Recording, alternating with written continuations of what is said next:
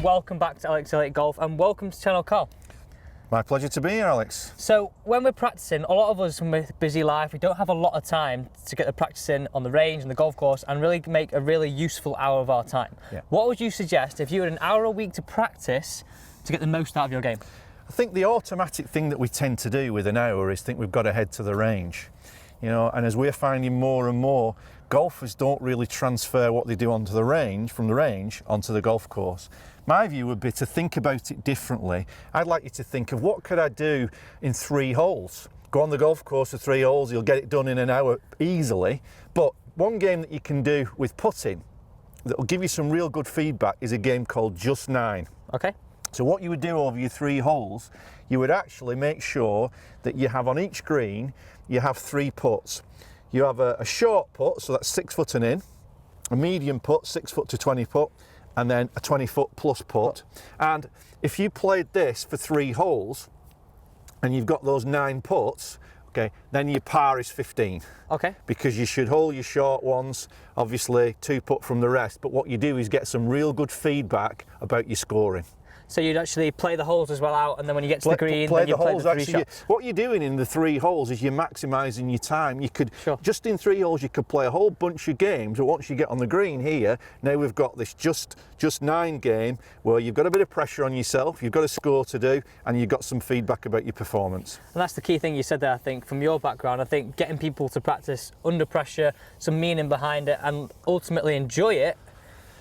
And it comes back to this word, it's a buzzword at the moment, transferability. Does what you do in practice, in training, go actually onto the golf course with you? Now, things like this, you're actually simulating everything that you would do in a medal round in your club competitions. You've got 1 putt from a unique location, then you go to another location, but there's a score involved. Isn't it crazy that when we're practicing golf, we actually never keep a score?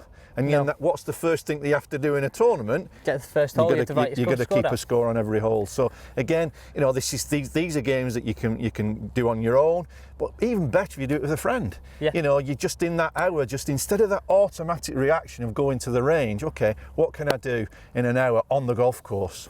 Perfect. So shall I throw these balls around? Yeah, so let's get you with a short one. So I'm going to put it here for you. So we've got a 6-footer here. And then would you throw it different directions? And then we'll have a completely different direction. So I would maybe suggest that we go for the medium range putt. We've got a bit of break on this one. And then let's throw you a long putt down the green there. Perfect. And that's the long one. So you can go in any order. The key thing is with this, Alex, is the word random. You don't do the short putt first, the medium one second always. You throw it as random, because golf is the ultimate random game. Sure. And yet we practice in a linear fashion. Would you suggest going through your full routine? 100%.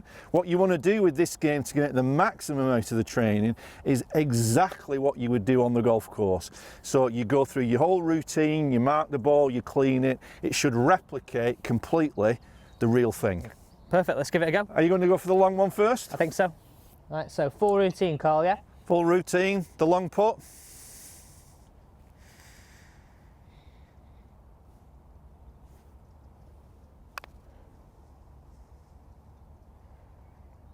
Oh, by no means a bad effort there, Alex.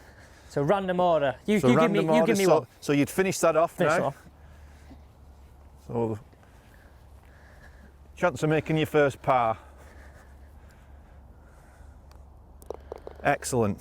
Right, you're level par with the game so far. Perfect. Let's go with the short one now. So Sure. let's throw a different order. A bit more pressure on this one, because for the par of the game, you should actually hole this. Okay, so these are probably the length which I think people kind of don't think that they put a lot of pressure on 2 hole, but they always think the pros hold the long ones, whereas they get very good at this length. This is such a key length. This is also, with the statistics, is to find out what your averages are like. What are you like from this range on a regular basis? Again, full routine.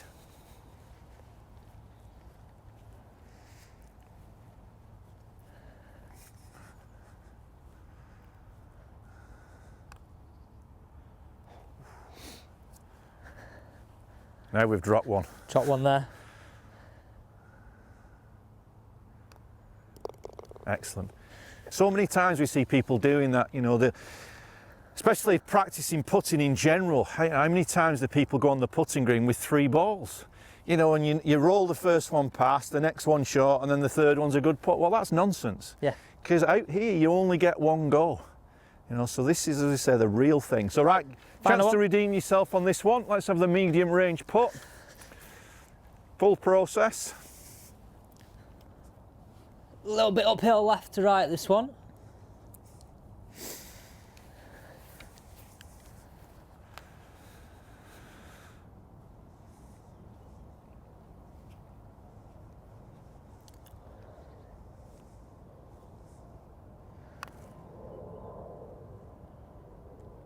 Oh, you nearly got it. You nearly got it back.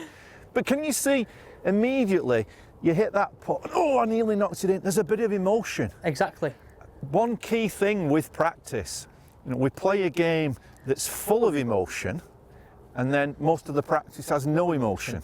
Whereas here, what we're doing straight away, we're engaging that. Now, all of a sudden, when you start to train this way, and if you can start to see numerically your numbers coming down, your confidence is then just going to be built on evidence. Exactly. Not just on how it feels that day. You can see trends. And also, this is good feedback for when you're working with your coach as well. You know, if you see a particular discrepancy, short putts, medium putts, whatever, then you can work with your coach on it. But it's accurate feedback. And like you said right at the start, you'll be able to transfer it a lot easier when you're playing your middle round on a Saturday or a Sunday. I think for all of your viewers watching, it's just understanding about thinking differently, approaching your game differently, not just working on the golf swing. Yeah, that's a big part of it. We're not denying that. But if you want to really make a difference this year and change your game and transform your scoring, it's about approaching your practice in a way that will transfer into the real environment.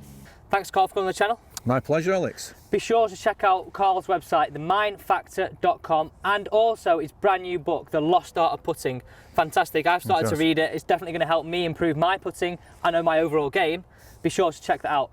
Thank you for watching today's video on Alex Elliott Golf. Be sure to check out, subscribe, and see you next time on Alex Elliott Golf.